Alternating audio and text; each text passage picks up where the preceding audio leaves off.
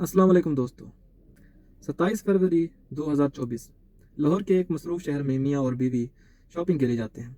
बीवी ने कुछ ऐसा लिबास पहना था कि उस पर अरबी में कुछ अल्फाज लिखे हुए थे, कुछ हरूफ लिखे हुए थे। शहर के कुछ जाहिल लोगों ने उन्हें देखा और ये समझ लिया कि कोई कुरानी आयत लिखी हुई है।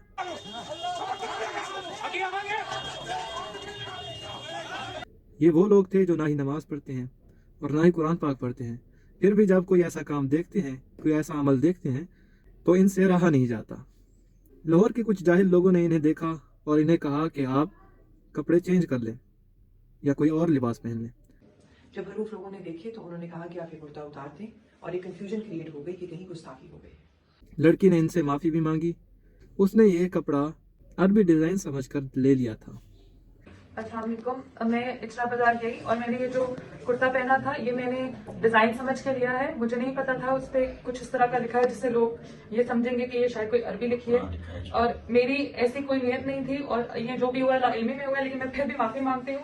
इतने में वहाँ हजूम बढ़ जाता है और देखते ही देखते पुलिस को भी बुलवा लिया जाता है। पुलिस की एक लेडी अफसर थी, उसने ये सारी हंगामी सूरत हाल को संभाला और उनको एक छोटी सी स्पीच भी दी। 1 साल से हम लोग इधर ESP के तौर पे सर्व कर रहे हैं, किसी को कोई शिकायत नहीं आई। इस तरह के वाकयात हमने 3 पूरे निभाए हैं। आप लोग को हम पे पूरा ट्रस्ट होना चाहिए। बहरहाल ये लाहौर वालों के जहल लोगों के लिए डूब कर मरने का मकाम था। थोड़ी देर बाद लड़की को रेस्क्यू कर लिया जाता है और उससे इंटरव्यू लिया जाता है।